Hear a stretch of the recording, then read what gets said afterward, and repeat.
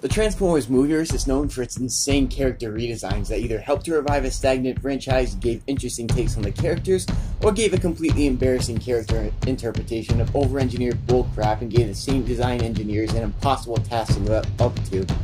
In a multitude of Transformers cartoons, they kind of do the exact same thing, but never has there ever been a design that I hated more than what they did to Hotrod in The Last Night. His face sculpt looks like a parrot and an owl had a three-way with a blender full of scrap metal and some orange paint. This is the ugliest character design I have ever seen, and that includes Movieverse Devastator. So let's go ahead and review today his World War II incarnation. Studio Series World War II Hotrod transforms into a reconnaissance Hummer seen in the battlefield of World War II. You know, from that one scene in Transformers The Last Night where the Autobots fight the Nazis. Don't do drugs, kids! I'll be the first to admit that I actually like the vehicle mode at first. He has sort of a Hearts of Steel vibe, but when I tell you that this is the most frail, cheap, fragile feeling thing I have ever worked with, I'm not exaggerating. This is the thinnest, most cheap-ass plastic I've ever felt, and that includes Cyberverse figures. Despite this, from some certain angles, the vehicle mode actually looks kind of cool. The painting and sculpting is fantastic for a World War II vehicle, and even though the paint scheme is relatively bland, that's natural for a military vehicle. I love the shade of blackened gunmetal gray on this thing. It looks absolutely boss. Despite this fact, there's really no painted detail on this thing, which is largely unimpressive, and the feet hang down on the front of the vehicle mode with absolutely no attempt to hide whatsoever. I hate this so much because I know Studio Series has done better.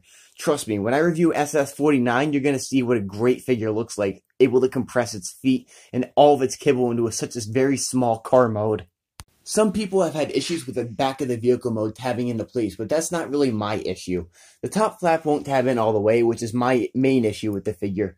The arms get in the way unless they're perfectly straight, but they don't tab into anything to help out with that. When you put down the backpack in the vehicle mode, it absolutely will not let the arm stay still whatsoever, so it just flops around like absolute hot garbage. Speaking of hot garbage, let's get on with this transformation. After pulling the gun out, the very first step of the transformation feels like an absolute embarrassment. It's a total shell former, and while the Siege Rainmakers are as well, they at least make the transformation feel fun and do their job the right way. The arms are extremely closed in with little tolerance to move any which direction except sideways. The legs transform in such a lazy fashion it isn't even funny. They're just two halves of the shell of the hood of the vehicle where only the tires make an attempt to fold in neatly. The feet are hollow as crap and the backpack has to be forced to move past the shoulder rotation hinge before pulling up the chest piece to reveal his head. The transformation is insanely lazy for Studio Series, which has shown that they can create intricate, complex, amazing transformations that are fun to do. Trust me, when I review SS49, you'll understand where I'm coming from on this.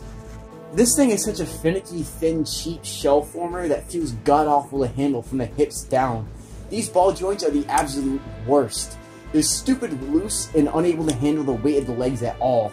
The feet are completely hollow and have basically no weight to them, along with no ankle tilt either, making this incredibly back-heavy and unstable. To steal its feet even further, the backpack is essentially half the plastic mass of the figure.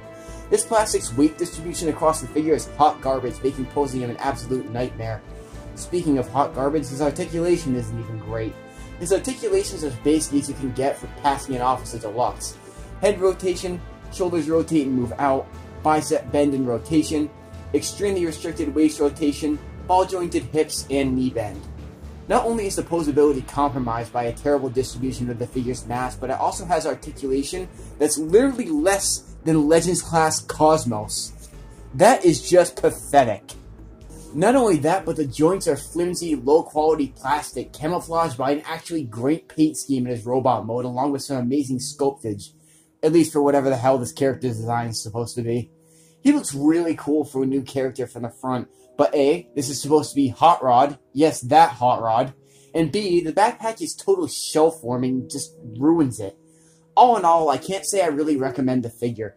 It's a floppy, fragile mess. The shell forming, which I forgive for the most part when it's done well, feels horrid on this thing. And the one thing I will say is good about the figure is the sculpting and paint. If you're a Studio Series completionist and have to own him at all costs, don't get him for full price. He really isn't worth 20 bucks. The plastic quality is below par, the articulation is limited, and it was such a half-done effort from a line I'm trying to learn to love. This has been the stop motion reviewer with my review on Studio Series World War II Hotrod, a disappointing shell former with garbage quality plastic that's almost worse than most of the Cyberverse Deluxes that I own. On a more serious note, I am going to be going on a mild hiatus from the channel for a little bit, only putting in Legends class reviews as kind of filler until this review gets done. I'm doing 10 triple changers, and it's going to be a long-ass process.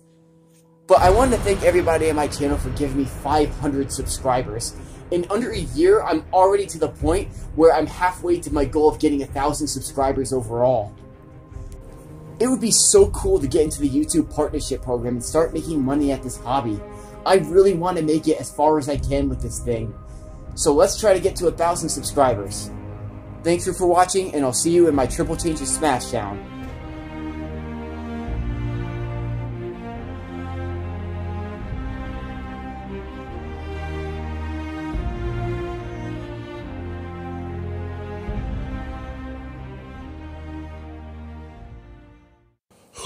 Hotrod? More like hoot garbage. Kill me.